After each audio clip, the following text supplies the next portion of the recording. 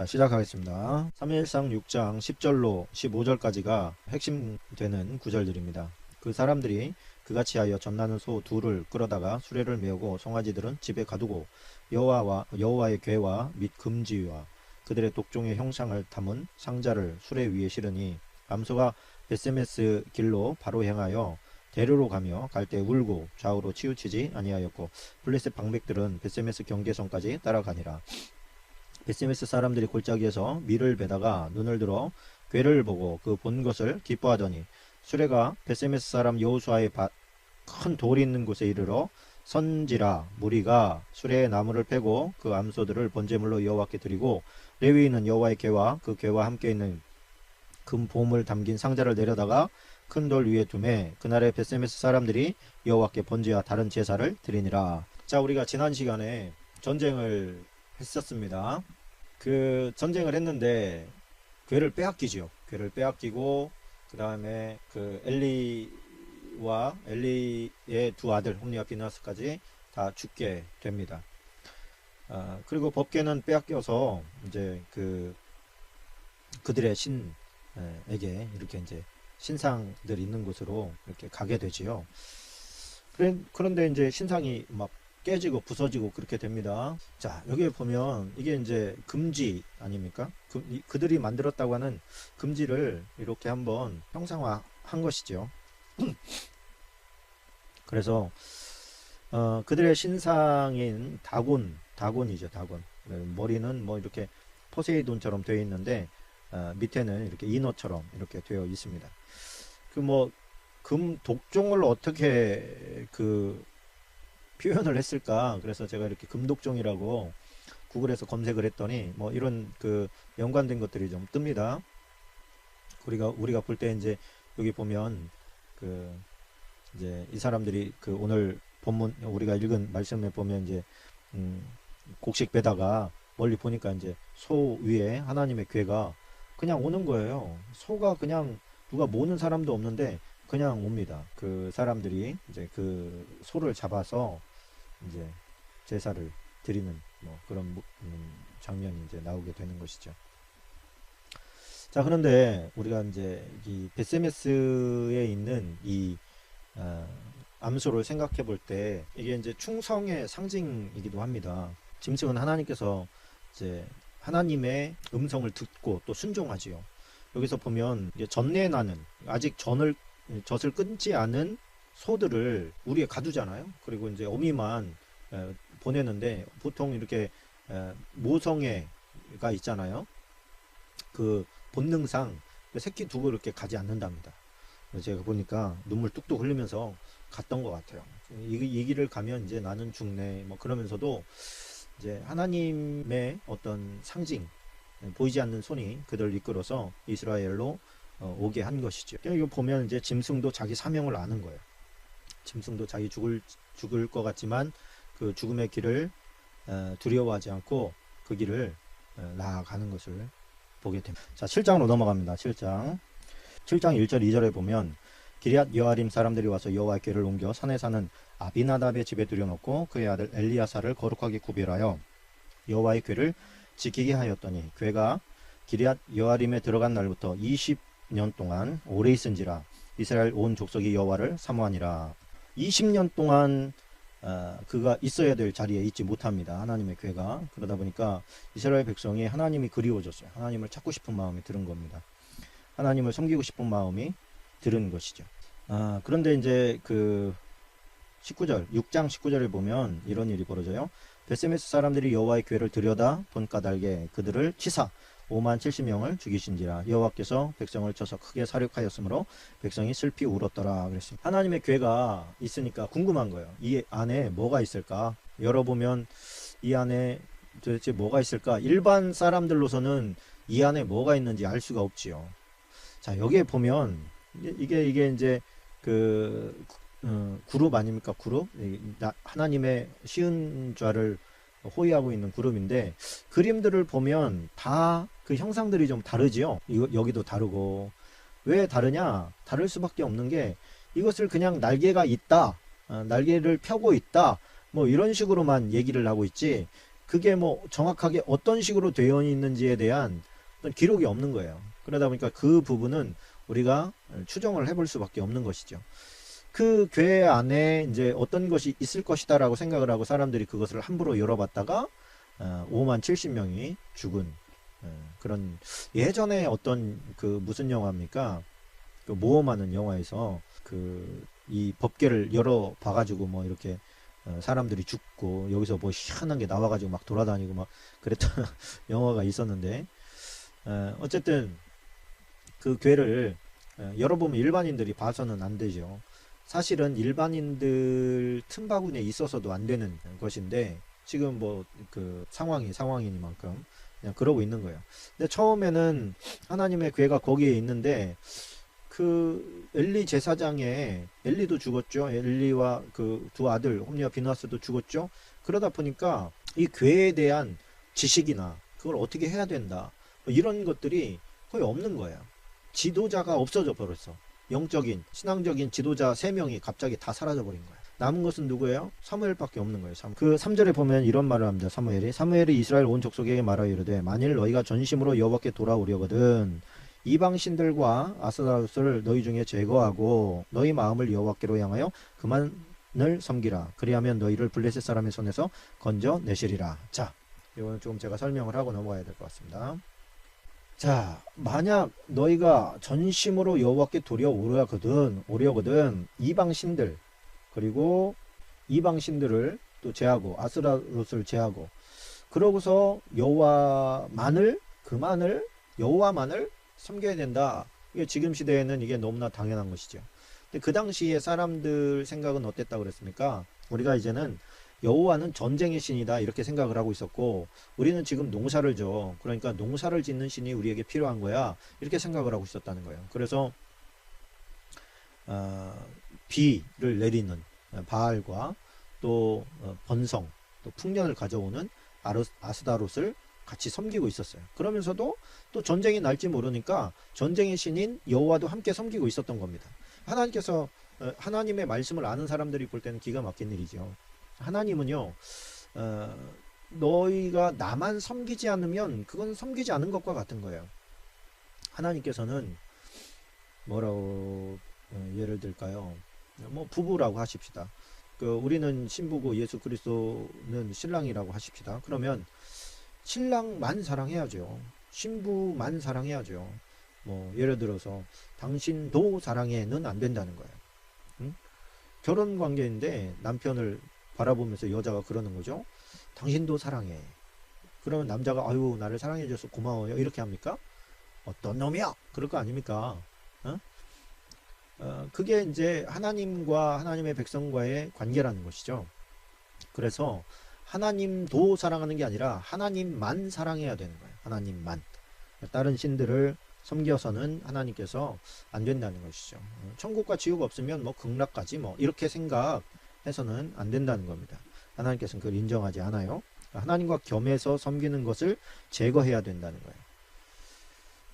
그 자기식대로 섬기던 사람들이 많았습니다. 그 당시에 뭐 그렇게 뭐 그 시기에 따라서 상황에 따라서 자기 신을 막 바꿔버리는 것이죠. 요즘에도 그런 사람들 많이 있습니다. 자기 신을 막 귀신으로 삼아가지고 말이죠. 전부로 다니고 무슨 뭐 토정 비결이니 뭐 운세니 뭐 타로니 뭐 이런 거 보러 다녀요. 이거 그 엄청난 죄입니다. 이 어떤 사람 그래요. 재미로 하는 거예요. 그냥 재미로 한번 봤어요. 웃긴 소리예요. 하나님 절대로 재미로 여겨주시지 않습니다. 사울이요 제사장 70명을 죽이고 막 그랬는데 하나님께서 그 제사장 때문에 그를 죽였다고 말씀하지 않고 무당한테 찾아가서 물어봤기 때문에 그를 죽였다고 말씀하셔요. 그만큼 그 이방 신을 섬기는 그런 죄가 또 거기에 가가지고 기웃되는 그것이 얼마나 큰 죄인지를 우리 알고 있어야 됩니다. 자, 그 사무엘이 이렇게 말합니다. 5절에 보면 사무엘이 이르되 온 이스라엘은 미스바로 모이라 내가 너희를 위하여 여호와께 기도하리라. 크리스천이 가진 독특하고 특별한 무기가 기도라는 것입니다. 자, 그래가지고 사무엘이 10절로 12절에 보니까 사무엘이 번제를 드릴 때 블레셋 사람이 이스라엘과 싸우려고 가까이 오매 그날에 여호와께서 블레셋 사람에게 큰 우레를 바라여 그들을 어지럽게 하시니 그들이 이스라엘 앞에 패한지라 그렇게 말합니다. 자, 이제 그 블레셋 사람이 쳐들어왔는데 그 전에는 뭐 법궤를 가지고 나가세 뭐 군인들을 소집하세 막 이렇게 난리 법석을 했는데 이제는 이제 그런 것들이 아니고 하나님 앞에 기도하는, 사무엘이 하나님 앞에 제사를 드리는 그 모습을 우리는 지켜보고 있는 거예요. 그래서 전쟁이 아무리 급박한 듯 해도 예배가 먼저인 것입니다. 승리의 주인이 하나님이시기 때문이죠. 아무리 급해도 차에는 기름을 넣어야 가는 것이죠. 그래서 우리가 어떤 삶의 승리를 원하잖아요. 모든 사람들이. 그렇게 할 때 기도를 어떤 서브 메뉴처럼 생각을 할 때가 적지 않습니다. 사실 기도는 모든 것이기도 하거든요. 하나님의 말씀과 기도는 함께 가야 되는 것이죠. 그래서 아무리 급박한 상황이 있다 할지라도 기도하는 것이 더 중요하다는 거 우리가 기억해야 될 줄로 믿습니다. 그리고 12절에 보면 11절에 보면 이스라엘 사람들이 미스바에 나가서 블레셋 사람들을 추격하여 벳갈 아래에 이르기까지 쳤더라. 사무엘이 돌을 취하여 미스바와 센 사이에 세워 이르되 여호와께서 여기까지 우리를 도우셨다고 그 이름을 에벤 에셀이라 하니라. 여기까지 우리를 도우셨다. 그래서 에벤 에셀이라는 것은 그건 우리가 붙인 거고 원래 그냥 에벤 에셀은 도움의 돌 그런 뜻입니다. 도움의 돌. 그러니까 하나님께서 우리를 도와줬을 때 그것을 어떤 하나의 기념물로 이렇게 삼아 놓았다는 것입니다.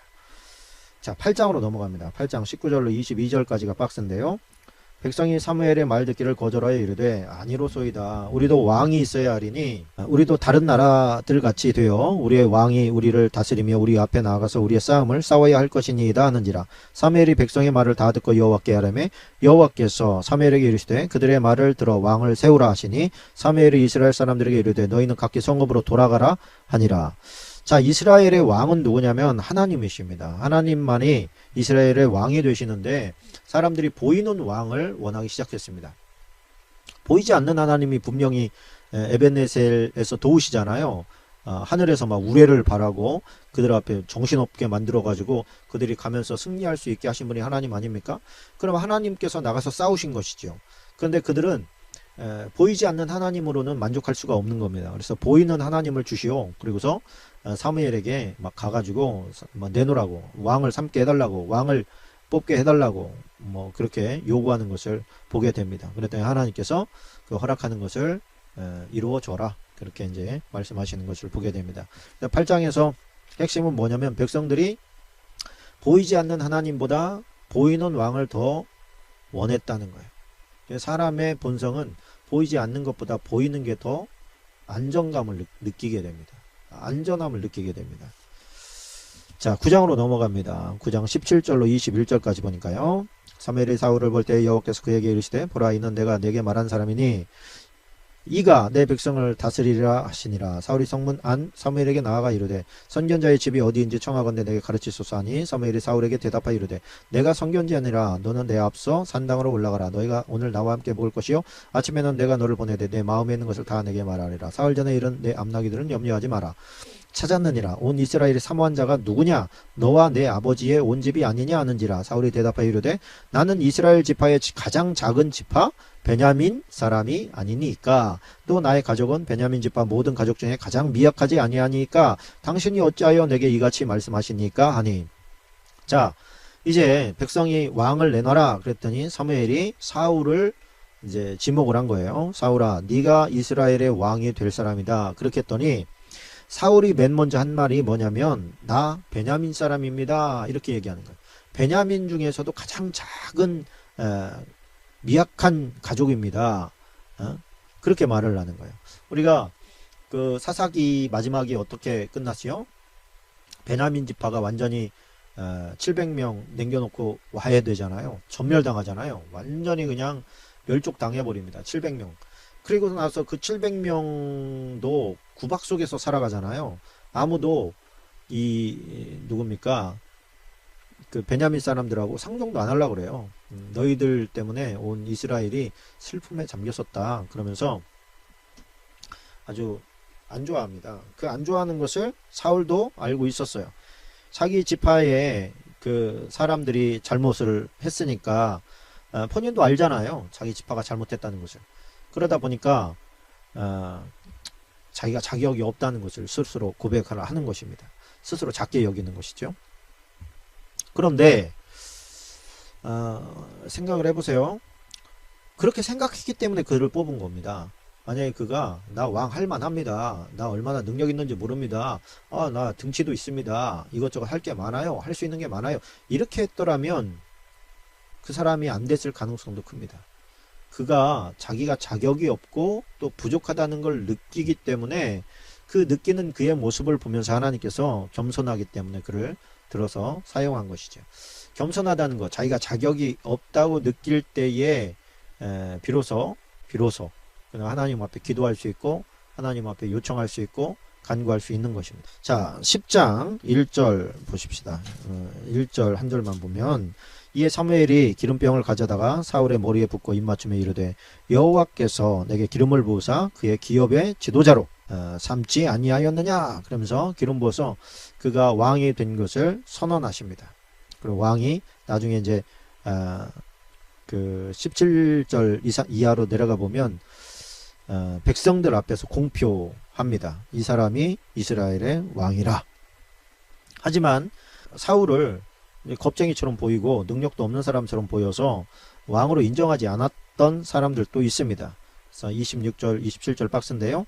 사울도 기브와 자기 집으로 갈 때 마음이 하나님께 감동된 유력한 자들과 함께 갔느니라.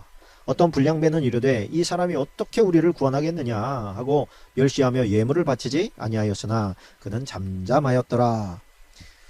덩치가 좀 있고 만약에 성질이 좀 있었으면 이것들이 말이야 내가 왕이라면은 인정을 해줘야 될 거 아니야 막 이러면서 대들고 싸우고 그랬을 텐데 그렇게 하지 않았다는 거예요. 왜요? 자기가 보기에도 자기가 그런 거예요. 자기가 내가 왕?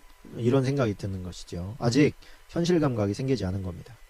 자, 11장 넘어가니까요. 11장 1절과 2절입니다. 암몬 사람 나하스가 올라와서 길앗 야베스에 맞서 진침해 야베스 모든 사람들이 나하스에게 이르되 우리와 언약하자. 그리하면 우리가 너를 섬기리라 하니 암몬 사람 나하스가 그들에게 이르되 내가 너희 오른 눈을 다 빼야 너희와 언약하리라. 내가 온 이스라엘을 이같이 모욕하리라.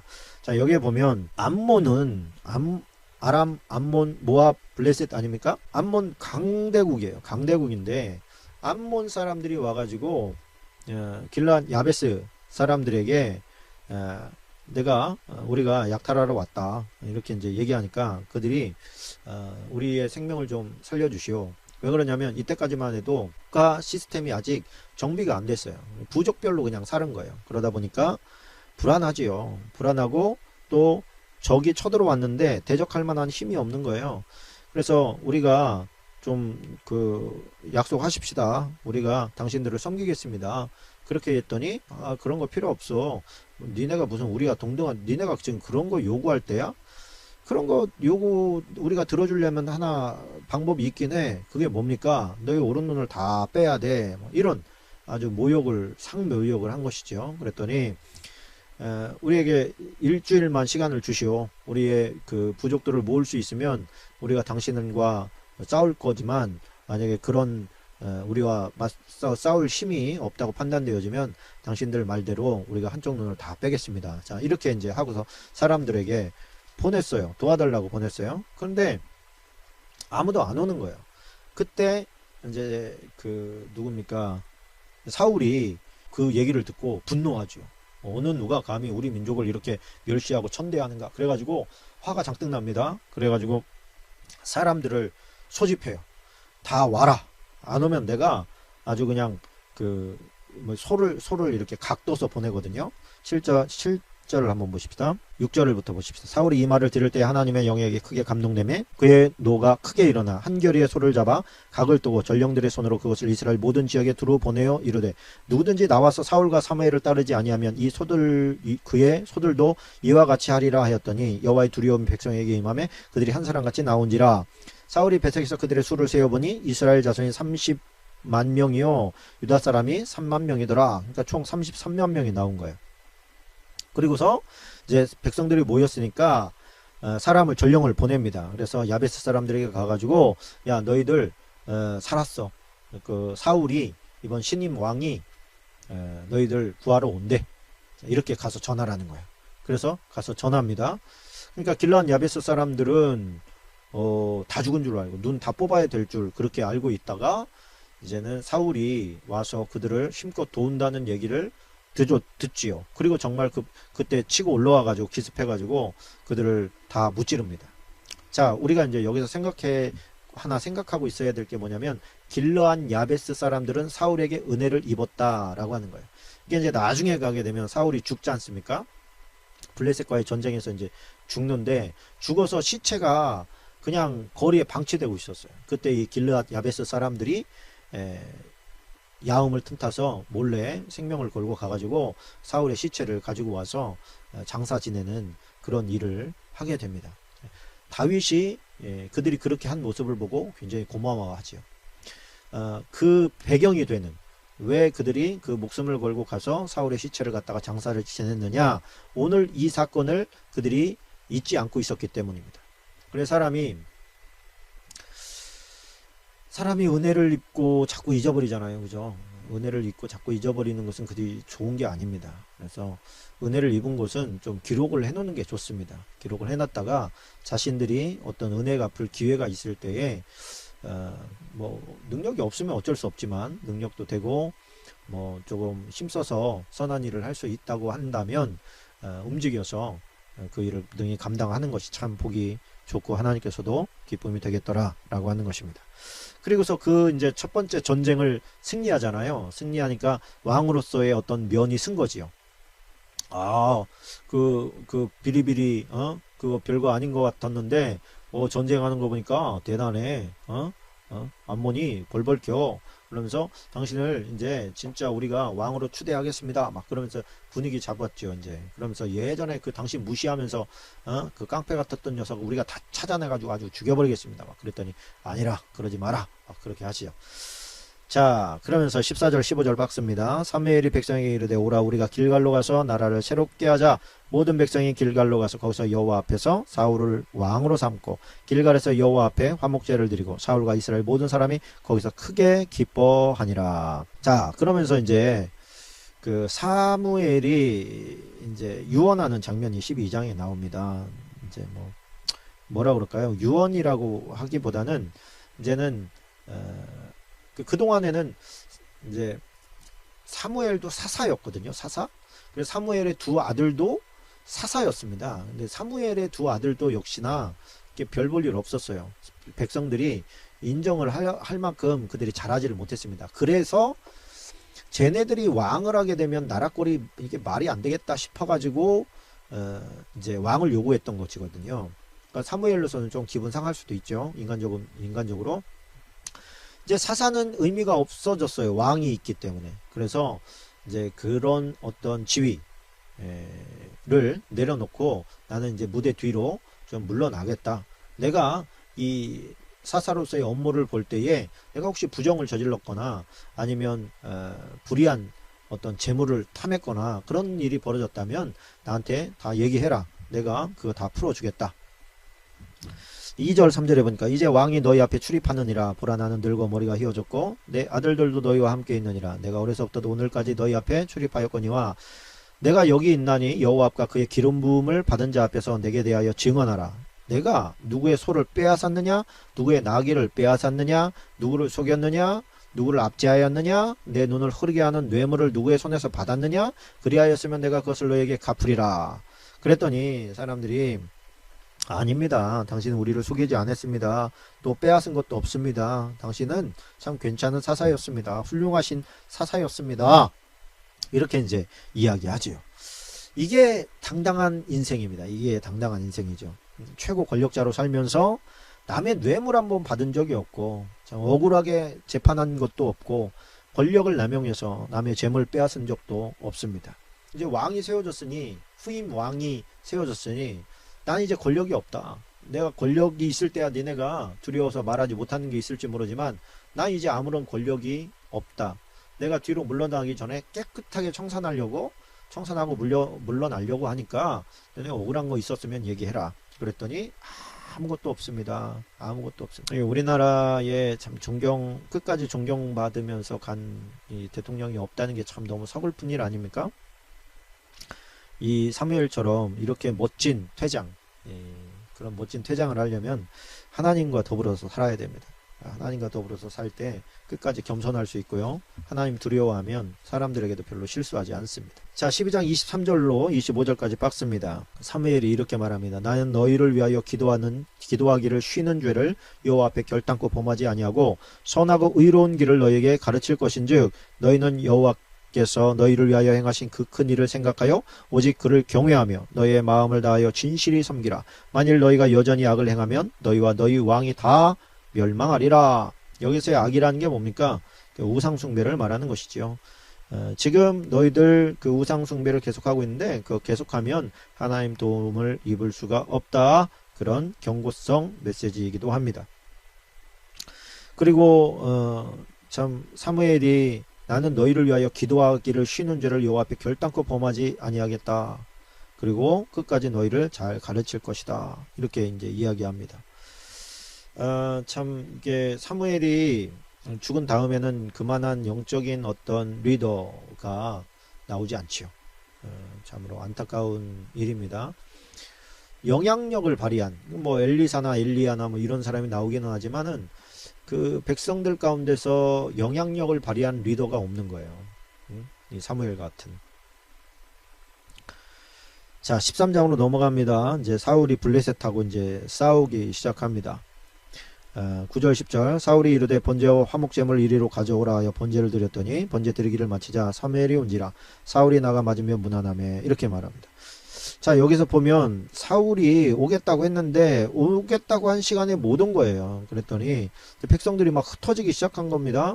그래서 사울이 아유 이러다가는 제사 드리기 전에 요즘으로 치면 예배 드리기도 전에 다 흩어지겠다.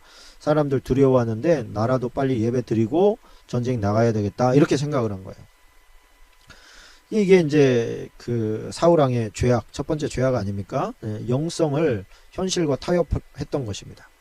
하나님 앞에서 분담되었던 영적인 권위는 사무엘에게 그리고 정치적인 권위는 이제 사울이 이렇게 맡았는데 그 선을 없애버린 것이죠. 그래서 자기가 이제 한 것에 대해서 그것이 엄청난 교만.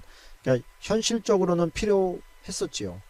현실적으로는 필요했지만 영적인 질서는 현실적인 문제가 이러쿵저러쿵 해서 바뀌어질 수가 없는 것입니다. 그걸 용납하지 않아요. 그래서 여기에서 사울이 착각한 게 뭐냐면 구원의 주체가 본인이라고 착각한 거예요.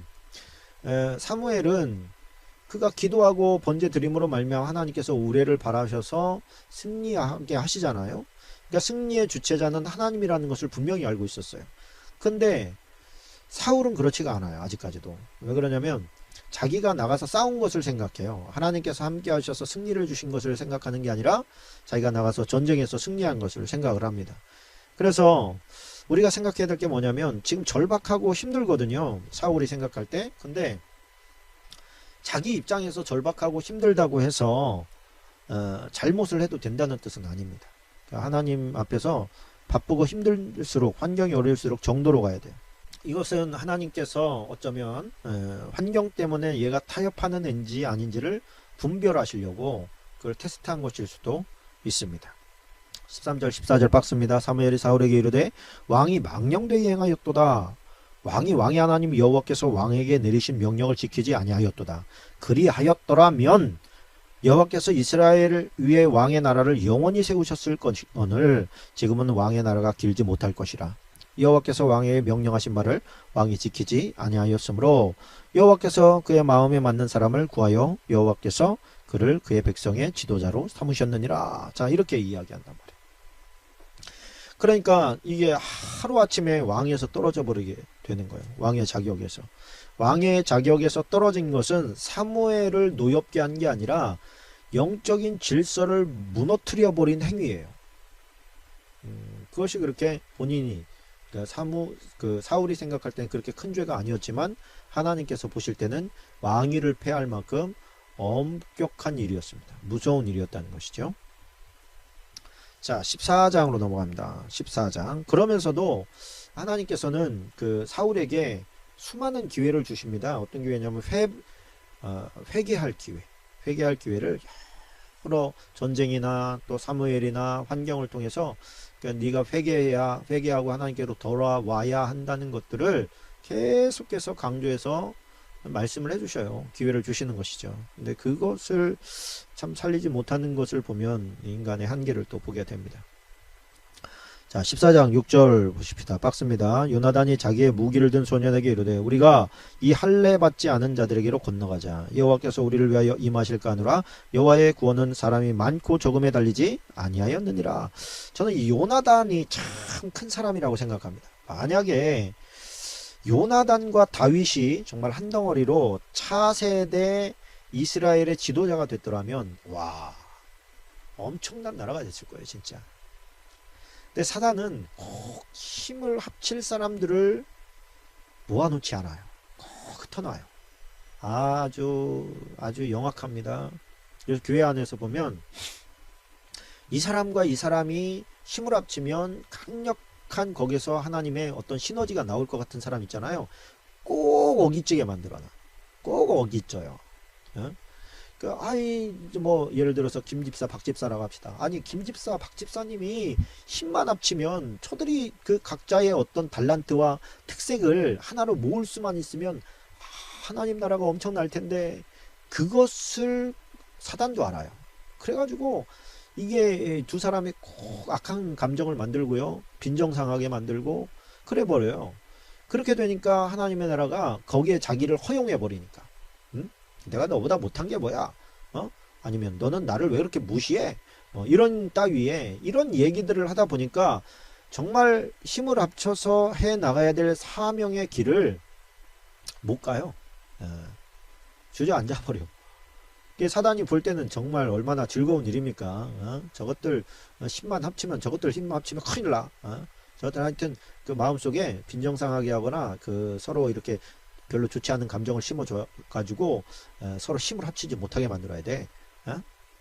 그런데 그대로 하고 있잖아요. 왜 그렇습니까? 기도하지 않아. 또 화해하지 않고 용납하지 않아요. 그러다 보니까 어떻게 됩니까?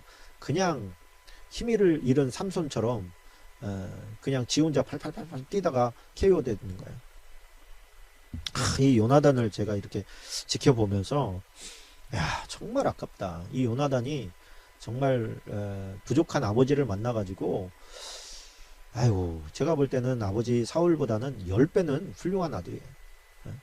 만약에 다윗이 왕이 안 됐어도 요나단이 왕위를 물려받았어도 그 나라가 굉장히 융성했을 것 같은 거예요. 요나단의 신앙 고백을 보십시오. 여호와의 구원은 사람이 많고 적음에 달리지 아니하였다. 이게 왜 그러냐면 블레셋과 그 이스라엘이 딱 대진했어요. 대진했는데 블레셋은 이게 평화가 아니라 평지 사람들이에요. 평지 사람들. 그리고 이스라엘은 약간 언덕배기, 산 중턱에서 사는 그런 사람들이에요. 그래서 그 블레셋은 또 이게 철기를 가지고 있고요. 그러다 보니까 이 어떤 언덕을 사이에 두고 올라가지도 않고 내려오지도 않아요. 올라간 블레셋이 불리하다는 걸 알고 내려간 이스라엘이 불리하다는 걸 알아요. 그래서 거기에서 팽팽하게 있는 거예요. 나중에 이제 다윗과 이제 그 골리앗과의 전쟁에서도 이 팽팽한 가운데서 어떤 시냇가를 하나를 사이에 두고 안 움직이는 거예요, 서로. 여기에서는 올라와 그러고 밑에서는 내려와 이것들아 겁쟁이들아 막 이렇게 얘기를 하는 거죠. 자, 그런데 이 요나단은 한번 치고 올라갑니다. 우리 한번 하나님을 믿는 마음으로 우리가 어떤 도화선이 돼보자. 그리고 막 올라가요. 그래가지고 요나단이 막 치고 올라가 가지고요, 한 20명가량을 쳐버립니다. 그랬더니 이 블레셋 진영에서 난리가 났어요. 야, 이거 뭐야, 이거. 두 놈이 올라와가지고 막 우리 20명을 이기면서 막 치면서 내려가는 거예요. 막, 이야, 나가라, 막 그러면서 뭐 치고 내려오는데 막 겁쟁이들이 막 벌러덩 넘어지는 것이죠.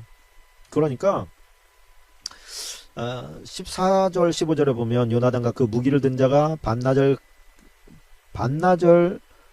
가리 땅 안에서 처음으로 쳐 죽인 자가 20명가량이라. 들에 있는 진영과 모든 사람들이 백성들이 공포에 떨었고 부대와 노략군들도 떨었으며 땅도 진동하였으니 이는 큰 떨림이더라. 하나님께 사로잡힌 한 사람으로 말미암아 승리를 가져오게 되는 이 과정을 우리가 보게 됩니다. 그래서 이 교회에도 그렇고 어디를 가나 하나님께 사로잡힌 사람이 꼭 있어야 돼요. 그게 여러분 되시기를 주님의 이름으로 축원합니다. 축원합니다. 아멘입니다. 자, 24절을 보십시다. 24절을 보니까 이날에 이스라엘 백성들이 피곤하였으니 이는 사울이 백성에게 맹세시켜 경계하여 이르기를 저녁 곧 내가 내 원수에게 보복하는 때까지 아무 음식물이든지 먹는 사람은 저주를 받을지어다 하였습니다. 그러므로 모든 백성이 음식물을 맛보지 못하고. 자, 여기에 보니까 이게 사울의 특징이 나오죠. 사울의 특징은 뭡니까? 여러분이 생각할 때는 뭔 것 같아요? 사울의 특징. 사울의 특징은요, 나가 너무 강하다는 거예요. 나. 여기서 핵심이 뭐예요? 내가 내 원수에게 보복하는 때까지 이렇게 말하잖아요. 내가 내 원수에게. 그러니까 승리의 어떤 요인이 자기 자신에게 있다고 생각하는 거야. 내가 승리를 가져올 것이다. 세상 사람들이 볼 때는 야 당차네, 용기가 가상하네 이렇게 볼 수 있지만 하나님의 사람들이 볼 때는 너무 위험한 발상인 거죠. 네가 한다고 이렇게 되는 거죠. 네가 할 수 있다고 하나님이 아니고 이렇게 되는 것이죠. 그러니까 우리도 이제 기도할 때 하나님 내가 돌격 앞으로 할 테니까 하나님 나 도와주세요 이렇게 가면 안 돼요. 그게 정상적인 기도가 아닌 거예요. 하나님 올라갈까요 말까요? 하나님 돌격할까요 말까요? 지도자가 누굽니까? 하나님이신 거예요. 대장이 하나님이에요. 자기 멋대로 막 움직이면 안 됩니다. 자, 34절을 보십시다. 또 사울이 이르되 너희는 백성 중에 흩어져 다니며 그들에게 이르기를 사람은 각기 소와 양을 이리로 끌어다가 여기서 잡아먹되 핏째로 먹어 여호와께 범죄하지 말라 하라 하매 그 밤에 모든 백성이 각각 자기의 소를 끌어다가 거기서 잡으니라. 참 이게 리더가 잘못된 제시를 하게 되면 어떻게 됩니까? 범죄케 만드는 일이 될 수도 있다는 거예요. 범죄하게 만들어요. 어쩌자고. 33절에 보니까 우리가 사울에게 전하여 이르되 보소서 백성이 고기를 핏째 먹어 여호와께 범죄하였나이다. 사울이 이르되 너희가 믿음 없이 행하였도다. 자기는 믿음이 있나? 엉터리 백작 같으니라고. 자기도 믿음이 없어요. 자기도 믿음이 없고 자기도 신앙생활 똑바로 하지 않으면서 막 말만 잘해. 참 그런 사람이 있습니다. 그러면서 45절을 보십시다. 백성이 사울에게 말하되 이스라엘의 이 큰 구원을 이룬 요나단이 죽겠나이까 결단코 그렇지 아니하나이다. 여호와의 살아계심을 두고 맹세하옵나니 그의 머리털 하나도 땅에 떨어지지 아니할 것은 그가 오늘 하나님과 동역하였음이니이다 하여 백성이 요나단을 구원하여 죽지 않게 하리라. 자, 또 이게 뭐 사울이 뭐라고 합니까? 우리가 이게 나중에 사울이 그런 생각을 해요. 이거 뭔가 좀 이상하다. 우리가 좀 순서를 좀 바로 잡아야 되겠는데 하나님께 좀 물으면서 해야 되겠다. 이런 생각을 갑자기 합니다. 그래가지고 물어봐요. 하나님 갈까요 말까요? 그러면서 기도하는데 하나님께서 아무 말도 안 하시는 거예요. 하나님이 아무 말도 안 하니까 야 이거 하나님이 뭔가 좀 노여워하시나 보다. 당연히 노여워하지. 너 때문에 노여워하는 거야. 사울아. 근데 너는 왜 그렇게 정신을 못 차리냐? 그런데 사울이 그렇게 생각한 거예요. 이거는 뭐지? 왜 하나님이 말씀이 없지? 말씀은 일찌감치 없으셨는데 갑자기. 그래서 야 이거는 누구의 죄 때문인가 보다. 제비뽑기를 해요. 백성이냐 왕족이냐 나나 요나단이냐. 그리고 뽑아봤더니 자기랑 요나단이야. 그리고서 또 한 번 뽑았어요. 그때 요나단이 나와요. 요나단 너 뭔 죄를 졌어? 그랬더니 나는 아버지가 금식하라는 얘기 못 듣고 나는 그 산에 있는 꿀을 먹었어요. 먹고 났더니 신하들이 그 아버지가 금식시켰다고 그러더라고요. 그거 어떻게 하겠어요? 그랬더니 아버지가 한다는 소리가 너는 인마 반드시 죽을 거야 이놈아. 네가 인마 죽지 않으면 내 권위가 쓰냐? 너 하나님께 벌 받아서 죽을 거야 이놈아. 그런 거예요. 44절에 사울이 이르되 요나단아 네가 반드시 죽으리라. 그렇지 않으면 하나님이 내게 벌을 내리시고 또 내리시기를 원하노라. 너만 벌 받으면 되는데 지는 벌 받기를 싫어해요.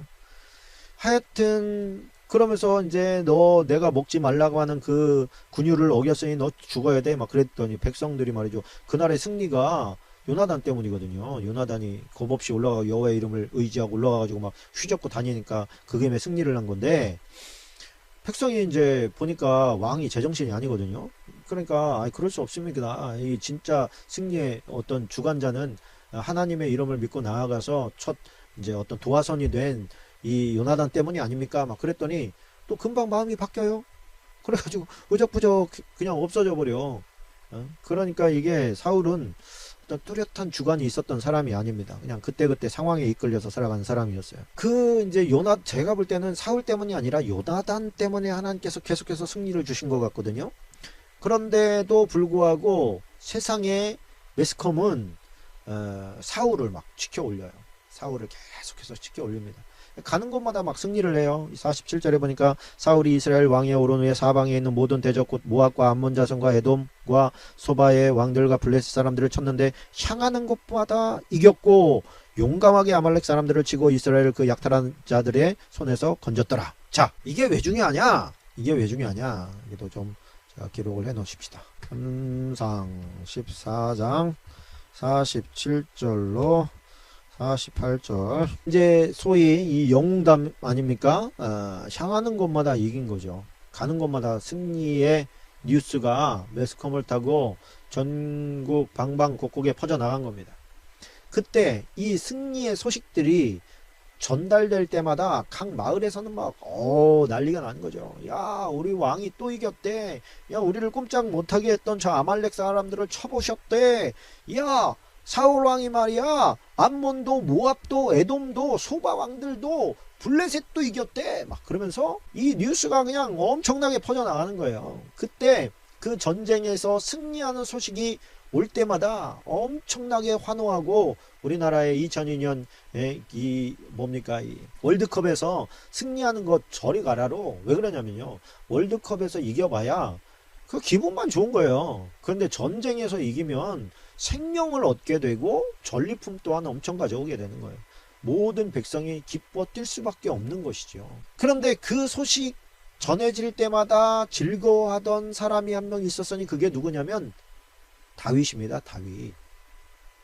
다윗은요, 다윗과 요나단이 얼마나 영웅인지를 지금 양치기 하면서 늘 그 소식을 듣는 거예요. 그게 비교했을 것 같습니까? 비교도 안 했어요. 처음에는 그냥 그 들리는 그 히어로들의 그 영웅담을 아주 즐겁게 듣는 거예요. 그래서 나중에 이 사울과 사무엘이 죽었을 때 우리가 생각할 때는 그 사무엘이 아니고 요나단입니다. 사울과 요나단. 사울과 요나단이 죽었을 때 우리가 생각할 때는 요나단의 죽음만 슬퍼했을 것 같지만 다윗은요, 사울의 죽음도 그렇게 해석했습니다. 이스라엘의 영웅이 죽었다. 이스라엘의 영웅이 죽었다.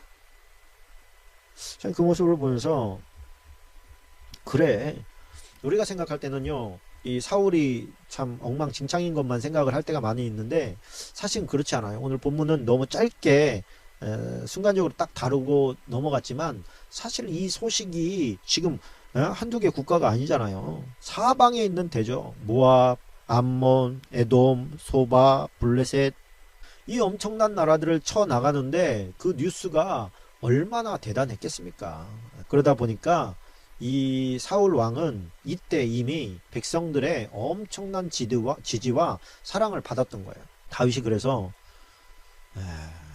그렇게 자기를 죽이려고 했음에도 불구하고 사울도 죽일 수가 없었어요. 요나단 때문에도 죽일 수가 없었지만 이스라엘 백성의 머리에 각인된 사울의 이미지, 그것도 무시할 수가 없었어요. 생각을 해보세요. 그냥 뭐 그 정도만 합시다. 그래도 이해되시죠? 사무엘상 15장 넘어갑니다. 15장에 보니까 2절 3절 박스예요. 만군의 여호와께서 이같이 말씀하시기를 아말렉이 이스라엘에게 행한 일 곧 애굽에서 나올 때 길에서 대적한 일로 내가 그들을 벌하노니 지금 가서 아말렉을 쳐서 그들의 모든 소유를 남기지 말고 진멸하되 남녀와 소아와 젖 먹는 아기와 우양과 낙타와 나귀를 죽이라 하셨나이다 하니. 자, 사무엘이 오래간만에 사울을 만났어요. 왜 만났냐면 사울에게 하나님의 명령을 전달하기 위해서 온 겁니다. 와가지고 사울에게 그렇게 말한 거예요. 사울 왕이요, 내 말을 잘 들으십시오. 하나님께서 당신에게 명령하시는 겁니다. 그렇습니까? 말씀하십시오. 무슨 일입니까? 옛날에 출애굽 당시에 아말렉은 연약하고 지쳐있는 이스라엘 민족의 뒤를 쫓아가 가지고 몹시도 괴롭히고 약탈하던 잔인한 부족입니다. 그때 하나님께서는 약속하셨습니다. 천하에서 아말렉을 진멸시켜 버릴 거다. 이렇게 하나님께서는 말씀하셨습니다. 그런데 광야 생활할 동안에는 그들을 진멸할 수가 없었습니다. 그러니 이제 그 명령을 하나님께서 당신에게 내리십니다. 이것은 당신이 실수를 만회할 수 있는 기회임과 동시에 하나님의 말씀을 순종할 수 있는 길입니다. 가서 싸그리 제거해 버리십시오. 이렇게 이제 하나님의 명령을 이제 전달을 했단 말이에요. 그런데 정말 가가지고 아말렉을 쳐버려요. 아말렉을 쳐버리는데, 아말렉을 치고 나서 그가 어떻게 합니까? 8절 9절입니다. 아말렉 사람의 왕 아각을 사로잡고, 분명히 죽이라고 했는데 사로잡아요. 칼날로 그의 모든 백성을 진멸하였으되 사울과 백성이 아각과 그의 양과 소의 가장 좋은 것 또는 기름진 것 어린 양과 모든 좋은 것을 남기고 진멸하기를 즐겨 아니하고 가치 없고 하찮은 것은 진멸하니라. 이게 뭡니까? 이제 아각 왕을 사로잡은 것은 뭐냐면 자기의 자랑으로 삼고 싶은 거야. 아각 왕을 포로로 끌고 갔을 때, 백성들은 또 얼마나 흥분해가지고 우리 왕 사울 만세를 외칠까. 이거를 염두에 둔 거죠. 그리고 전쟁을 했는데 소위 전리품을 가지고 가야 될 거 아닙니까? 백성들이 그랬겠지요. 아니 왜 멀쩡한 짐승들을 다 죽입니까? 우리가 뭐 여기서 한꺼번에 다 먹을 수나 있습니까? 왜 그 건강한 것들 끌고 가서 쓰면 되지 왜 죽입니까? 실용주의. 하나님께서는 그 물건들을 너무너무 싫어하는데 사울이 볼 때는 좋은 거예요. 여러분, 하나님이 밉게 보시는 그것을 우리도 밉게 보고, 하나님께서 사랑하시는 것은 우리도 사랑하고 그랬으면 좋겠습니다. 하나님께서 밉게 보는 것을 우리가 사랑하고 하나님께서 선하게 여기는 것을 우리가 미워하고 그런 일들이 너무 많은 것. 온전하게 하나님의 말씀에 순종해야 되는데 우리의 이성, 합리적 사고, 이것이 우리로 하여금 온전하게 순종하지 못하도록 만들더라, 그겁니다. 온전한 순종이 아니라 적당히 순종해 놓고도 나는 순종했다 이렇게 착각할 수가 있더라는 겁니다. 그 모습을 보고 사무엘이 이렇게 말합니다. 15장 17절 사무엘이 이르되 왕이 스스로 작게 여길 그때에 이스라엘 지파의 머리가 되지 아니하셨나이까? 여호와께서 왕에게 기름 부어 이스라엘 왕을 삼으시고 또 여호와께서 왕을 길로 보내시며 이르시기를 가서 죄인 아말렉 사람을 진멸하되 다 없어지기까지 치라 하시지 않았습니까? 어찌하여 왕이 여호와의 목소리를 청종하지 아니하고 탈취에게 하기에만 급하여 여호와께서 악하게 여기시는 일을 하였나이까? 스스로 작게 여길 때, 다른 말로 하면 겸손할 때, 당신이 겸손할 때에 하나님께서 이스라엘의 머리가 되게 하지 않으셨습니까? 그러니까 보니까 겸손을 잃으면 결국 모든 것을 다 잃어버립니다. 신기하게도 우리가 볼 때 저 사람은 교만할 일이 없는데 모든 것을 보호하건대 교만할 게 없잖아 저 사람은. 그런데도 그 안에 교만이 가득해요. 교만이 그토록 강력하고 모든 사람을 휘어잡는 능력이 있는 이름이에요. 그래서 교만의 왕이 사단 아닙니까? 사단에게 우리가 내어주면 내어줄 만큼 그만큼 교만해져요. 그래서 그렇게 말하죠. 사울이 20절부터 보면 사울이 사무엘에게 이르되 나는 실로 여호와의 목소리를 청종하여 여호와께서 보내신 길로 가서 아말렉 왕 아각을 끌어왔고 아말렉 사람들을 진멸하였으나 다만, 이 다만이 좀 없으면 좋았을 텐데 백성이 그 땅이 멸할 것 중에서 가장 좋은 것으로 길갈에서 당신의 하나님 여호와께 제사려고 양과 소를 끌어왔나이다 하는지라. 핑계가 뭐예요? 사실은 이게 아닌데 아주 그럴듯하게 말을 만드는 거예요. 하나님께 제사하려고 가져왔어요. 뭐 그런 것이죠. 22절 23절 박스입니다. 사무엘이 이르되 여호와께서 번제와 다른 제사를 그의 목소리를 청종하는 것을 좋아하신 같이 좋아하시겠나이까? 순종이 제사보다 낫고 듣는 것이 수양의 기름보다 나으니 이는 거역하는 것은 점치는 죄와 같고 완고한 것은 사신 우상에게 사신이에요. 사신 그 죽은 신 우상에게 절하는 죄와 같음이라. 왕이 여호와의 말씀을 버렸으므로 여호와께서도 왕을 버려 왕이 되지 못하게 하셨나이다. 그때 사울이 굉장히 중요한 말을 합니다. 뭐라고 하느냐?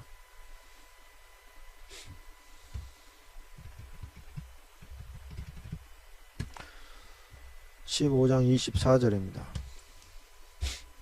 사울이 사무엘에게 이르되 내가 범죄하였나이다.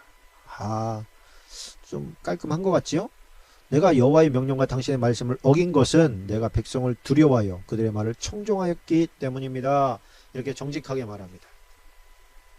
청하오니 지금 내 죄를 사하고 나와 함께 돌아가서 나로 하여금 여호와께 경배하게 하소서 하니 사무엘이 사울에게 이르되 나는 왕과 함께 돌아가지 아니하리니 이는 왕이 여호와의 말씀을 버렸으므로 여호와께서 왕을 버려 이스라엘 왕이 되지 못하게 하셨음이니이다 하고 사무엘이 가려고 돌아섰을 때에 사울이 그의 겉옷자락을 붙잡음에 찢어진지라. 사무엘이 그에게 이르되 여호와께서 오늘 이스라엘 나라를 왕에게서 떼어 왕보다 나은 왕의 이웃에게 주셨나이다. 근데 사울이 또 이렇게 말해요. 사울이 30절에서 이르되 내가 범죄하였을지라도 이제 청하옵나니 내 백성의 장로들 앞과 이스라엘 앞에서 나를 높이사 나와 함께 돌아가서 내가 당신의 하나님 여호와께 경배하게 하소서 하더라. 이에 사무엘이 돌이켜 사울을 따라가매 사울이 여호와께 경배하니라. 자, 여기서 보면요, 이게 글자니까 이게 그렇게 보이지 않을 수도 있지만 곧 옷을 찢기 전과 후가 지금 분위기가 확 달라진 거예요. 그거 느끼십니까? 그 전에는 사울이 사무엘에게 사정하는 입장이었어요. 그런데 옷이 찢어진 이후에 당신보다 나은 당신의 이웃에게 이 나라를 줬습니다 라는 말이 들리자마자 사울이 돌변합니다. 어떻게 돌변하느냐면 내가 범죄했을지라도 부탁하니까 나랑 같이 갑시다. 내 백성의 장로들, 하나님의 백성이라고 안 해요. 내 백성의 장로들 앞과 이스라엘 앞에서 나를 높이시오. 나와 함께 돌아가서 내가 당신의 하나님 여호와께 경배하게 하십시오. 뭐가 느껴지죠? 안 하면 가만히 안 둘 것 같지 않습니까? 이게 참 말의 어투가 굉장히 좀 조심스러운데 왕위에 대한 욕심이 사울은 무지하게 강했습니다. 조금 전에 얘기했던 그 많은 그 전쟁의 승리들이 있었잖아요. 그 엄청난 전쟁의 승리들을 통해서 사울 왕은 자기가 당연히 이제는 이스라엘의 왕이라고 생각을 하게 된 거예요. 그리고 그것을 위험에 처하게 하는 자는 사무엘, 당신이라 할지라도 가만두지 않겠어. 자, 그러면 이거 목사님 너무 억측 아닙니까? 지금 목사님 뭘 보면 그렇다고 그렇게 말씀하실 수가 있겠어요. 이렇게 말할 수 있겠지만 하나님께서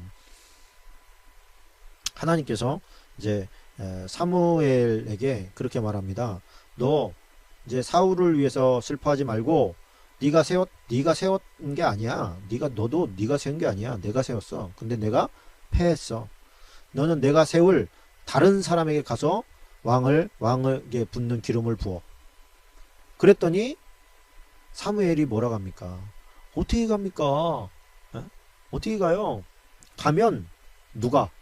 사울이 나를 죽일 겁니다. 자, 2절, 16장 2절을 보십시다. 16장 2절.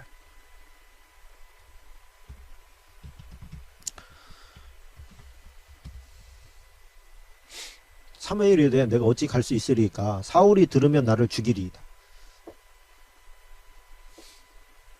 그러니까 그 옷을 찢기 전까지는 사무엘이 사울을 책망할 수 있을 만큼 우위에 있었어요. 그런데 지금 돌변한 거예요. 그 사이에 돌변한 거예요. 어떤 것을 느낄 만큼 내가 사울에게 잘못 보이면 죽을 만큼, 죽을 수 있을 거라는 확신이 들 만큼 그렇게 그 사건이 돌변하게 만들었던 겁니다. 아이고 참 그래요. 그래서 그러나 하나님께서 보내십니다. 그래도 가서 내가 제시하는 사람에게 기름을 부어라. 그래가지고 이제 사무엘이 이새에게로 가게 됩니다. 그래서 이새의 집에 이제 도착을 하지요. 다윗의 아버지가 이새입니다. 이새의 집에 와가지고 당신들 그 밥 먹기 전에 자식들 좀 다 모아보쇼. 그랬더니 이제 한 명씩 오는데 오라. 아니 큰아들을 딱 보아하니까 큰아들 이름이 엘리압 아닙니까? 엘리압을 딱 보니까 이야 왕 같아. 왕 같아. 아이고 보나 제가 왕이네. 그리고서 너 일로 좀 와라. 하나님께서 나한테 시킨 게 있다. 그래서 기름을 딱 불라고 그러니 하나님께서 아니다 걔. 무슨 말씀이십니까? 그랬더니 7절에 하나님께서 그러신 거예요. 여호와께서 사무엘에게 이르시되 그의 용모와 키를 보지 마라. 내가 이미 그를 버렸노라. 그러니까 엘리압은 이미 겉모습은 화려하지만 속은 버리는 것이죠. 이미 하나님께서 버릴 만큼 변질됐다는 거예요. 내가 보는 것은 사람과 같지 아니하니 사람은 외모를 보거니와 나 여호와는 중심을 보느니라. 사무엘도 마음 중심을 못 봐요. 사무엘도. 사울도 쉽게 변질되는 마음을 누가 장담할 수 있겠냐 말이에요.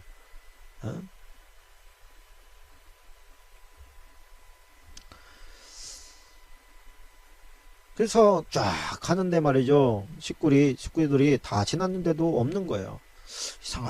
이상하다. 이새에게 묻습니다. 여기 있는 아들들이 다 네 자식이 모두 다 여기에 온 거냐? 그랬더니 아닙니다. 막내가 한 명 있는데 걔는 별 볼 일 없어요. 지금 양치기 하고 있습니다. 양 보라 그랬어요. 양 지키고 있으라 그랬어요. 그때 사무엘이 이새에게 이르되 사람을 보내어 그를 데려오라. 그가 여기 오기까지는 우리가 식사 자리에 앉지 않겠다. 이에 사람을 보내어 그를 데려오매 그의 빛이 붉고 눈이 빼어나고 얼굴이 아름답더라. 여호와께서 이르시되 이가 그니 일어나 기름을 부으라 하시는지라. 사무엘이 기름 뿔병을 가져다가 그의 형제 중에서 그에게 부었더니 이날 이후로 다윗이 여호와의 영에게 크게 감동되니라. 사무엘이 떠나서 라마로 가니라. 이 모습을 보니까 말이죠. 호산나 기도원 원장님이 생각이 납니다. 이분은 말이죠. 하나님의 음성을 그냥 직방으로 들으시는데 그게 얼마나 부러운지 말이죠. 일어나 기름을 부으라. 일어나 기름을 부으라. 이가 그다. 그 기름을 붓는 순간 어떤 일이 벌어졌느냐? 14절 15절 박스입니다. 여호와의 영이 사울에게서 떠나고 여호와께서 부리시는 악령이 그를 번뇌하게 한지라. 사울의 신하들이 그에게 이르되 보소서 하나님께서 부리시는 악령이 왕을 번뇌하게 하온즉 원하건대 우리 주께서는 당신 앞에 모시는 신하들에게 명령하여 수금을 잘 타는 사람을 구하게 하소서. 하나님께서 부리시는 악령이 왕에게 이를 때 그가 손으로 타면 왕이 나으시리이다. 자, 그러면서 이제 그 누굽니까? 수금쟁이 다윗이 이제 왕실로 처음 오게 되는 그런 과정이 나오게 됩니다. 그런데 나중에 보면 이제 그 사울이 다윗을 못 알아봐요. 가가지고 음악 치료를 해주잖아요. 음악 치료를 해주는데도 못 알아봐요. 나중에 그것을 봤을 때 조금 멀리서 연주를 했거나 아니면 얼굴을 보이지 않고 했을 가능성이 있지 않을까, 이런 이제 뭐 생각을 한번 해봤습니다. 그래서 23절에 보니까 하나님께서 부리시는 악령이 사울에게 이를 때 다윗이 수금을 들고 와서 손으로 탄즉 사울이 상쾌하여 낫고 악령이 그에게서 떠나더라 그랬습니다. 이게 음악적인 어떤 도구를 사용해서 악령이 물러가는 일이 있더라라고 하는 것이죠. 요즘으로 치자면 그것이 찬양이 될 것이고 또 뭐 하나님 앞에 올려드리는 악기들도 있을 것입니다. 그래서 뭐 현대적으로 해석을 하면 이걸 이제 뭐 음악 치료라고 이렇게 볼 수도 있겠지요. 그러나 좀 더 정확하게 하면 하나님을 찬양하는 것이 일상이었던 다윗의 그 고백, 그 연주와 함께하는 찬양, 그런 것들이 악령을 물려가게 할 수밖에 없었던 그런 것이 아니었겠는가 이렇게 보게 됩니다. 17장입니다. 자, 17장에 나오면 이제 드디어 이제 블레셋이 골리앗을 이끌고 이스라엘을 다시 이제 쳐들어오게 됩니다. 다시 쳐들어오는데 지금 상태는 어때요? 사울은 이제 정신병자예요. 정신병자. 정신이 이상해가지고 더 이상은 전쟁을 제대로 해나갈 수가 없어요. 정신이 왔다가 갔다가 그래. 왔다 갔다가. 그때 이제 그 이새가 이제 자식들이 전쟁터에 나가 있으니까 그 당시에는 전쟁 물자들을 본인들이 집에서 혹은 마을에서 이렇게 그 댔다고 그래요. 전쟁 물자를 지금처럼 이렇게 국가에서 전체적으로 이렇게 쫙 한 게 아니라 자기가 먹고 싸울 거를 갖다가 자기가 집에서 가지고 갔다는 거예요. 집에서 해주는 것도 있고 또 동네에서 해주는 것도 있고 그랬답니다. 국가 차원에서 해주는 것은 없었다는 거예요. 뭐 전체적인 세금이 없어서 그렇기도 했겠지요. 그래서 이제 이새가 아버지가 너 가가지고 계속 그 이제 접경 지역에서 그 서로 마주보고만 있다고 하니까 언제까지 갈지도 모르는데 음식 좀 갖다 주고 와라. 그리고 상황 좀 파악 좀 하고 와라. 그러면서 이제 다윗을 보낸 거죠. 그러니까 다윗이 가보니까 이제 대진하고 있는 상태에서 골리앗이 이제 막 소리를 지르는 거예요. 야, 거기 말이야. 너네들 그 하나님 섬기는 것들 말이야. 니네 여호와가 살아계시면 왜 못 내려오냐? 니네 전쟁신 아니냐? 내려와 같이 싸우자.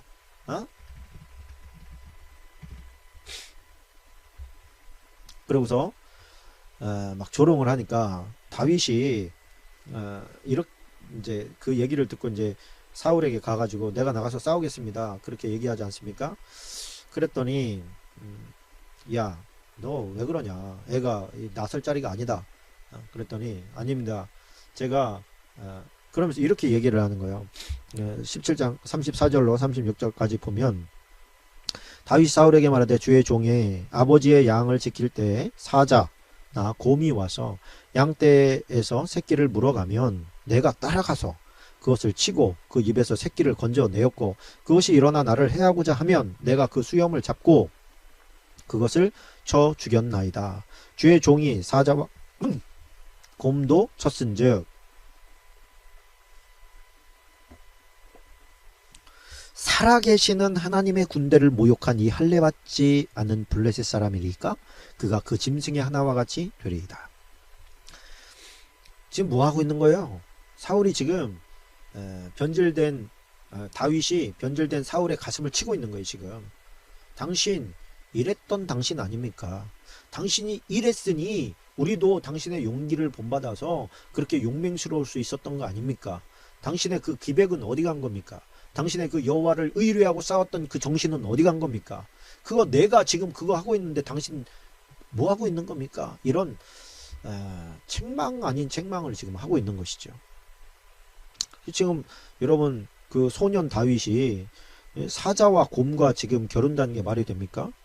진정한 전쟁, 진정한 싸움은 크기와 상관이 없다고 지금 얘기하는 거예요. 크기랑 상관없습니다.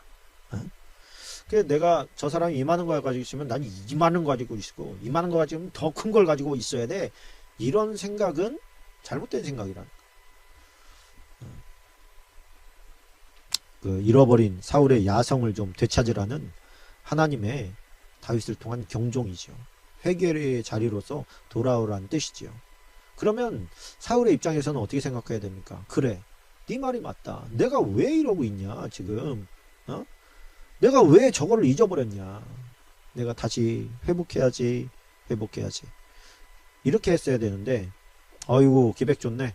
너 내 갑옷 입고 나가서 싸워라. 야, 저 내 갑옷 좀 줘봐. 그러고 갖다 줘봤더니 어때요? 안 맞아요. 그때 벗어야 됩니다. 왕이 준 거라 그래가지고 그거 왕이 주신 건데 내가 어떻게 벗겠습니까? 그러고 나가서 싸웠더라면 죽어요. 내게 아니라고 생각됐을 때는 벗어야 됩니다. 그 내가 가지고 있는 기술 가지고 싸워야 돼요. 40절에 보니까 손에 막대기를 가지고 시내에서 매끄러운 돌 5을 골라서 자기 목자의 제구 곧 주머니에 넣고 손에 물매를 가지고 블레셋 사람에게로 나아가니라. 그러면서 이제 블레셋과의 전쟁이 벌어지는 거 아닙니까? 그래서 야, 이 골리앗아, 그랬더니 골리앗이 뭐라고 합니까? 야, 네가 나를 개로 여기고 너 지금 작대기 가지고 나오는 거냐?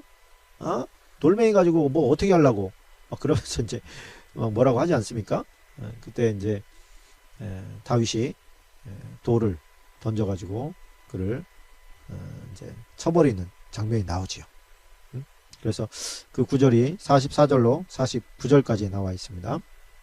다윗이 블레셋 사람에게 이르되 너는 칼과 창과 단창으로 내게 나오거니와 나는 만군의 여호와의 이름 곧 내가 모욕하는 이스라엘 군대 하나님의 이름으로 내게 나아가노라. 오늘 여호와께서 너를 내 손에 넘기시리니 내가 너를 쳐서 네 목을 베고 블레셋 군대의 시체를 오늘 공중의 새와 땅의 들짐승에게 주어 온 땅으로 이스라엘의 하나님이 계신 줄 알게 하겠고. 대단하죠. 또 여호와의 구원하심이 칼과 창에 있지 아니함을 이 무리에게 알게 하리라. 전쟁은 여호와께 속한 것인즉 그가 너희를 우리 손에 넘기시리라. 블레셋 사람이 일어나 다윗에게로 마주 가까이 올 때 다윗이 블레셋 사람을 향하여 빨리 달리며 손을 주머니에 넣어 돌을 가지고 물매로 던져 블레셋 사람이 이마를 치매 돌이 그의 이마에 박히니 땅에 엎드러지니라. 이게 싸움의 목적이 뭐냐면 다윗은 지금 하나님의 살아계심을 보여주겠다는 거예요. 하나님이 나같이 작은 아이를 통해서 너같이 큰 놈을 쓰러뜨리면 하나님이 살아계신 게 분명하지 않겠냐? 이러면서 지금 나아가는 거예요. 이게 말이죠. 이게 그 성령받은 다윗의 이미지입니다. 성령받은 다윗의 이미지예요.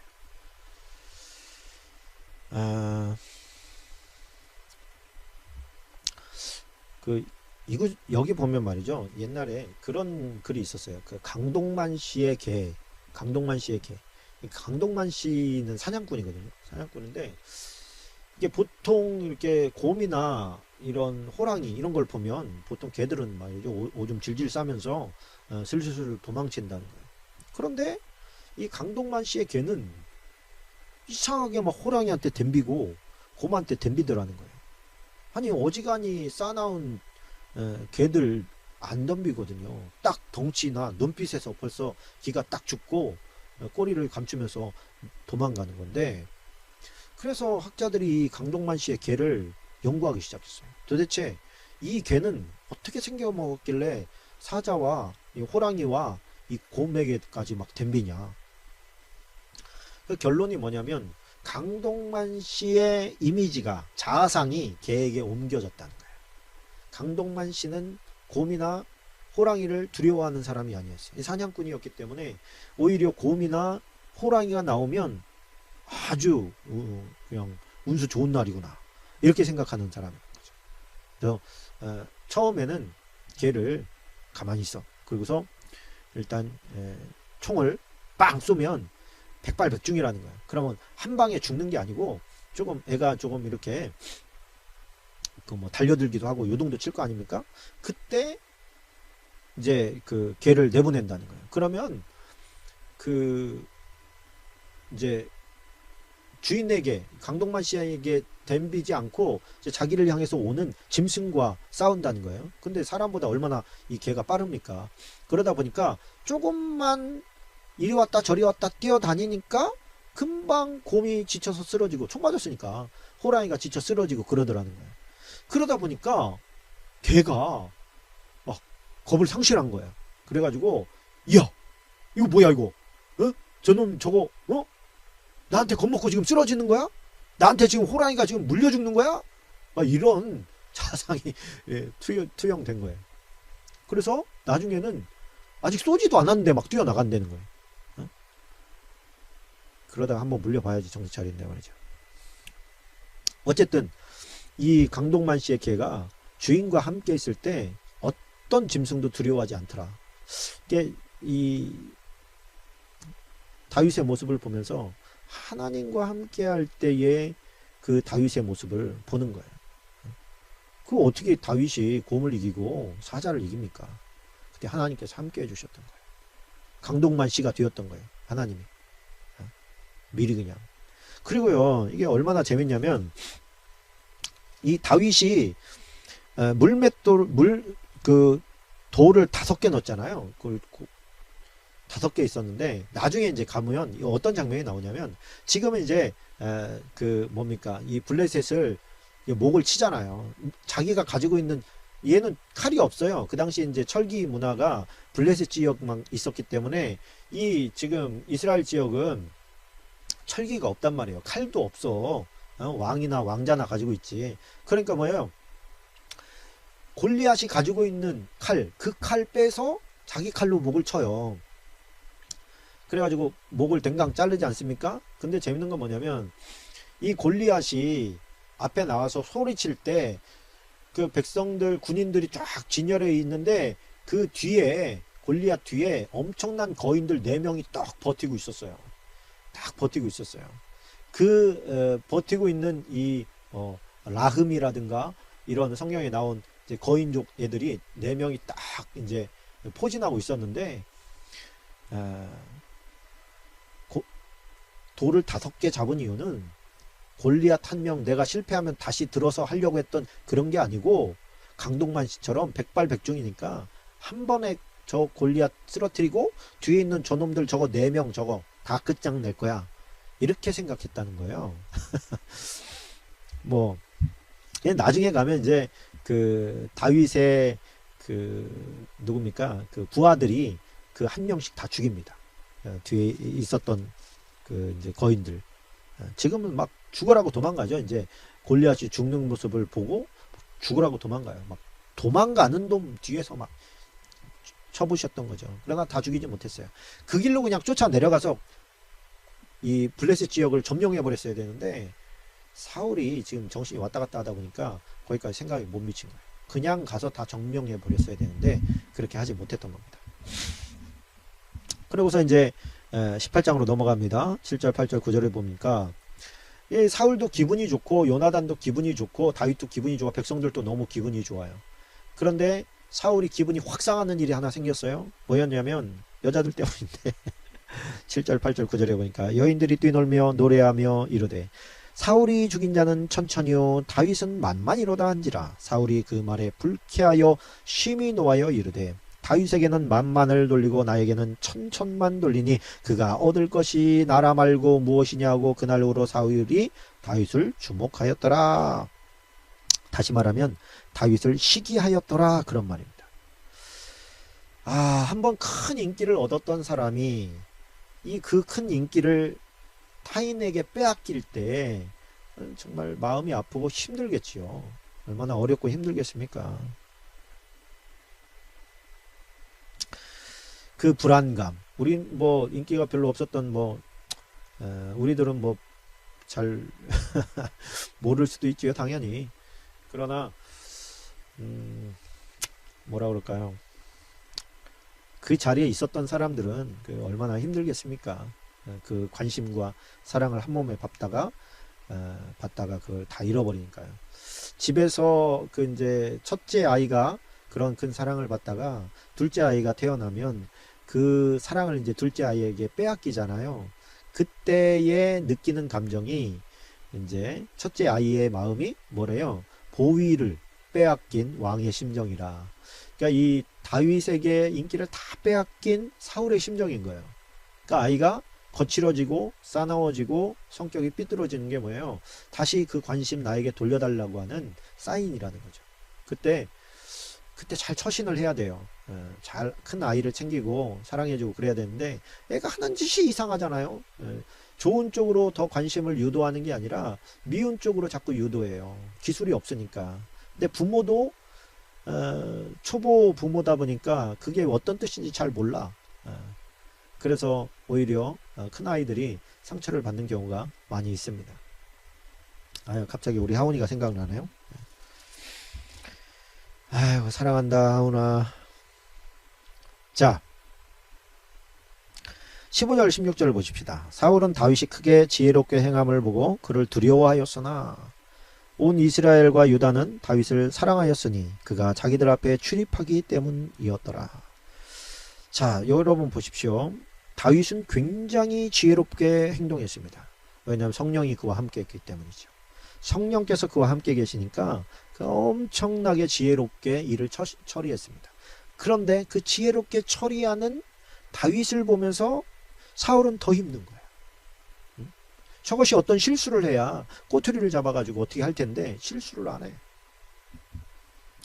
근데 여러분 마음먹기 딸리는 거예요. 아니 같은 편인데 그런 사람이 있다는 건 얼마나 좋은 일입니까? 나중에는 사울과 요나단이 블레셋과의 전쟁에서 지잖아요. 다윗이 골리앗을 죽이고 난 다음에 천부장이 됩니다. 천부장이 돼서 주변을 뛰어다니면서 막 영토를 넓혀요. 그럼 인기가 더 높아지죠. 예전에 사울이 하던 것을 다윗이 하니까 막 더 시기가 나죠. 그런데 나중에 이제 그 블레셋이 다시 힘을 키워가지고 쳐들어왔을 때 다윗은 사울에게 쫓기는 몸이었잖아요. 그러다 보니까 다윗이 사울과 협력해서 나가서 전쟁을 할 수가 없게 되었던 것이죠. 만약에 지금 이렇게 다윗이 지혜롭게 하는 것을 어여삐 여겨서 물론 하나님께서 그를 왕으로 세웠으니까 왕이 되었겠지만 요나단과 짝을 맺어준다고 하더라도 엄청난 강국이 되었을 거예요. 그 사람을 포용하고 가기가 참 쉽지가 않습니다. 사울과 요나단은 왕실에서 살았거든요. 근데 다윗은 집에서 왔다 갔다 했어요. 그러다 보니까 백성들은 그 영웅을 더 가까이서 볼 수 있잖아요. 왕실에 들어갈 수는 없으니까. 16절에 온 이스라엘과 유다는 다윗을 사랑하였으니 그가 자기들 앞에 출입하기 때문이었더라. 그러니까 참 이게 정치가인들도 좀 이렇게 백성들하고 더 가까이 이렇게 하면 더 좋을 텐데 말입니다. 그런 생각을 해봤습니다. 18장 26절에 보면 사울이 차선책을 이렇게 생각을 합니다. 사울의 신하들이 이 말을 다윗에게 이르매 다윗이 왕의 사위 되는 것을 좋게 여김으로 결혼한 날이 차기 전에 다윗이 일어나서 그의 부하들과 함께 가서 블레셋 사람 저거 이렇게 나옵니다. 사울이 쟤를 그냥 두면 안 되겠다. 완전히 내 편으로 만들어야 되겠다. 완전히 내 편으로 되려면 내 사위로 만드는 게 최고다.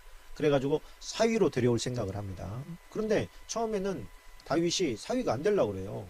나는 목동 출신이고 저 집안은 왕족인데 어떻게 이게 어울리겠느냐 말이야. 그래가지고 사울의 의중을 가지고 온 그 사람들에게 절대로 그렇게 할 수 없다 이렇게 얘기합니다. 그랬더니 사울이 이제 첫째 딸은 이제 다른 남자에게 주고 그 다음에 눈치를 보아하니 자기 딸 중에 이제 다윗을 사랑하는 딸이 있는 거예요. 그래서 이제 그 아이를 데려다가 그 아이와 결혼시키려고 이제 사신들을 보냅니다. 야, 내 딸이 너를 좋아하는데 너 내 사위가 되지 않겠느냐? 그랬더니 다윗이 이제 그럴 수 없다 이렇게 얘기하죠. 그 딸 이름이 이제 미갈이지 않습니까? 그런데 미갈이 누굽니까? 사울이 이제 진짜잖아요. 데리고 자기 사위 삼고 싶은 거잖아요. 그랬더니 그 의중을 이제 헤아린 신하들이 야, 너 왕이 사실은 너한테 이렇게 부탁하는 거야. 사위 되라고.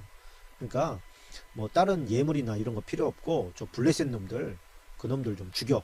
그래가지고 죽였다는 그 남자들 그 표피 100개만 갖다 달래. 저 블레셋을 왕이 얼마나 싫어하냐. 그 블레셋 놈들 원수 좀 네가 좀 갚아주면 되는 것 뿐이야. 그렇게 얘기를 한단 말이에요. 그렇게 사정을 하니까 다윗은 알았어. 그리고서 이제 내려가서 표피를 베고 그 표피를 100개만이 아니라 200개를 빼옵니다. 자, 여기서 우리가 한번 생각을 해봅시다. 왕의 여기 보니까 우리가 26절에 뭐라고 합니까? 사무엘상 18장 26절. 사울의 신하들이 이 말을 다윗에게 아뢰매 다윗이 왕의 사위가 되는 것을 어떻게 여겨? 좋게 여김으로. 자, 좋게 여김으로 다음에는 뭐가 나와야 할까요? 좋게 여김으로 기도하고 하나님께 아뢰고 뭐 이렇게 나갔어야 되는데, 좋게 여김으로 좋게 생각하고 즉시 행동으로 옮깁니다. 여기에 이제 우리의 어떤 놓치는 것이 있는 거예요. 우리는 대부분 좋게 생각하면 그대로 움직이려고 하는 성향이 있다. 이렇게 알아야 돼. 모든 사람이 대부분 그렇습니다. 이거는 기도할 필요도 없다라고 생각되는 것들이 생각외로 많거든요. 왕의 사위가 되는 게 좋은지 나쁜지 자기는 지금 좋게 생각돼요. 좋게 여겨져. 그런데 차제에 나중에도 과연 내가 이 왕의 사위가 되는 게 좋을 건가? 지금은 좋아 보여. 지금은. 그런데 나중에도 좋냐 말이야. 우리는 그걸 모른다는 거야. 우리는 그걸 모른다. 그래서 기도해야 돼. 하나님, 내 눈에는 좋게 보여요. 내 눈에는 좋게 보이는데 하나님께서 보시기에도 좋나요? 이렇게 물어봐야 돼. 대부분 그렇게 안 물어봐요. 왜? 내가 좋으면 좋은 거니까. 내가 좋은데 하나님께서 안 돼 이렇게 할까 봐 걱정하잖아요. 그게 어리석은 일이라는 거예요. 사람은요, 당장 눈앞에 좋아 보여도 뭐 내일을 모르잖아요. 내일도 좋다고 어떻게 말해요. 그래서 기도로 물어봐야 됩니다. 왕이 이런 소식을 전해왔는데 저 어떻게 해야 돼요? 하나님, 하나님도 원하시나요? 왜 그러냐면 다윗이 이때까지만 해도 사울이 자기를 시기하고 있다는 걸 못 느껴요. 사람 마음을 어떻게 알겠어요? 근데 하나님은 아시잖아요. 기도했더라면 되지 말라고 했을 거예요. 하나님이. 또 되면 빠져나갈 길이 요원해진다. 되지 마라. 물론 결혼을 해도 하나님께서 보호하셨지만 결혼하기 전에 물어봤더라면 얼마나 더 좋았겠습니까? 그래서 기도하는 삶을 사십시다. 알아도 기도하고 몰라도 기도하고 하나님께서 가르쳐 주세요. 기도할 수 있는 저와 여러분 되시기를 주님의 이름으로 부탁을 드립니다. 오늘 18장까지 나누었습니다. 기도하고 마치겠습니다.